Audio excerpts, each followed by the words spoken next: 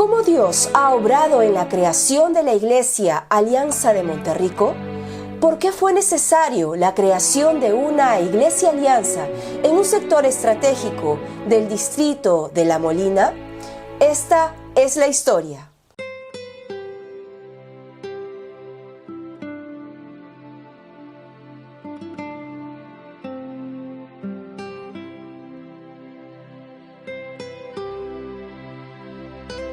La época era una época muy interesante en la historia del país, porque era 1990 cuando estamos nosotros por inaugurar el nuevo templo de Miraflores, y nos tocó a nosotros vivir todo el tiempo del inicio del terrorismo, que empezó en el año 81 en el Perú.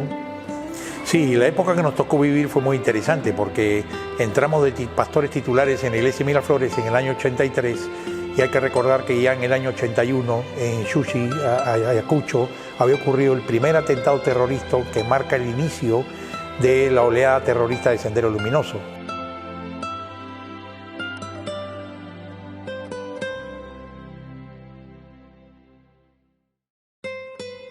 En el año 90, ya en plena crisis de hiperinflación, ese año 90, para que tengamos una idea, cuando se comienza a esbozar el plan de fundar una iglesia en La Molina, en el Perú, según el INEI, teníamos casi 1.300% de inflación anual. Se dice que la Alemania de la posguerra no tuvo tan alta tasa de inflación como el Perú en esos años. El año 90 además fue la elección de Fujimori, y en Miraflores en particular fue un golpe para todos, ¿no? Me acuerdo que hasta señoras, amigas de mi madre, se vestían de negro, pensando de luto porque había venido un desconocido y no había salido el que creían que era favorito para la gente de Miraflores, que era Vargas Llosa.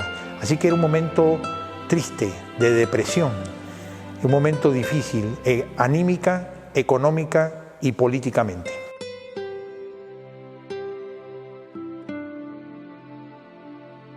En medio de ese tiempo es que entonces nace la idea, nace el sentir en el cuerpo pastoral de Miraflores de querer fundar una iglesia en La Molina. En esos años habíamos alcanzado familias de La Molina y algunos ya se comenzaban a mudar a La Molina, pero no había iglesia Alianza en La Molina. Y en esa época, recuerden que con los apagones no funcionaban los semáforos, sin semáforos. Con semáforos cruzar Lima es una aventura. Sin semáforos funcionando, ¿te imaginas cómo era de La Molina a Miraflores, ida y vuelta para las reuniones, los cultos y en la semana? Era complicado. Habíamos decidido anunciar, tras la inauguración del templo de Miraflores, que al año siguiente, es decir, el 91, estaríamos fundando una iglesia hija en La Molina. Así que habíamos tomado una decisión por fe, confiando que el Señor ayudaría en el camino a tomar este desafío misionero. El tema era, en primer lugar, quiénes irían y quién estaría a cargo de la obra. Y en segundo lugar, quién iba de pastor. Entonces, la lógica en ese momento fue pensar en que uno de los pastores asistentes en ese momento en Miraflores estuviera dispuesto a ir. Lo desafiamos así, dijimos, pongámonos a orar todos, a quién guía el Señor de los pastores asistentes que debe ir a fundar la iglesia de La Molina, y empezamos a orar. En el febrero del año 91, así que con mi esposa decidimos tomar unas vacaciones especiales. Así que nos fuimos a Santiago, Chile, con mi esposa y nuestros dos hijos mayores, pequeños aún. En las vacaciones les habíamos dicho a los pastores de Miraflores, íbamos a orar y teníamos como titulares regresar y señalar quién creíamos nosotros que el Señor estaba guiando a ser el pastor titular del nuevo proyecto en La Molina. Así que todos los días con mi esposa, terminando el desayuno, tomábamos un tiempo de vacaciones prolongado para orar de rodillas. Y comenzamos a orar, primero, por muéstranos quién debe ir, y segundo, por que se salve la familia de La Molina. Y de pronto la oración fue más nosotros clamando por La Molina, guiados espontáneamente por el Espíritu Santo, por una carga, compasión, por gente que tiene recursos materiales, casa, un aparente buen vivir, educación, pero sin Cristo en sus corazones. Y esa compasión de Dios por el estado de perdición, de necesidad espiritual, de no conocer el Evangelio de la gente de La Molina fue cargando cada día nuestros corazones.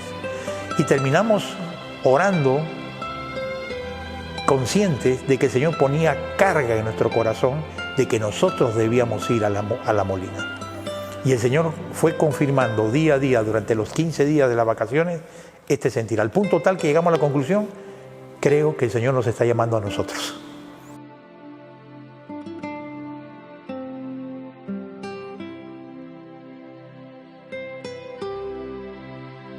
Los primeros sorprendidos fuimos nosotros. Y sabíamos que los más sorprendidos iban a ser ellos en el cuerpo pastoral. Y yo dije, es una locura, acabamos de empezar un nuevo templo, somos los pastores titulares, lo lógico es que vaya un asistente. No era nuestro plan, nunca lo fue, de venir a Monterrico, pero el Señor cambió el plan. Y en Hechos 13 el Señor me confirmó que había llamado a Bernabé y a Saulo, que eran los más experimentados y fundadores de la iglesia en Antioquía, a salir a hacer la obra misionera, y no a los nuevos a hacer la obra misionera. Así que con ese pasaje refrendando esta santa locura que teníamos, regresamos contentos y con preguntas de cómo reaccionaría la gente ante el anuncio de que el Señor estaba llamando a ir a fundar la Molina era nosotros, los pastores titulares. Marzo del 91 comunicamos la decisión de que teníamos el llamado de ir a fundar la obra, y en septiembre habíamos acordado hacer la salida. Todo ese tiempo fue un tiempo de preparación. Empezamos a formar grupos de oración. El desafío grande cuando venía septiembre para empezar eran dos. Uno, en primer lugar, qué local íbamos a alquilar.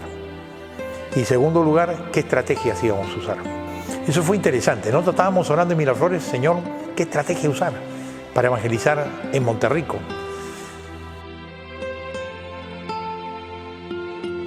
En el siguiente capítulo, conozca cómo Dios desafió a los líderes de Monterrico y sepa las estrategias que se utilizaron para llevar el Evangelio a las familias de La Molina.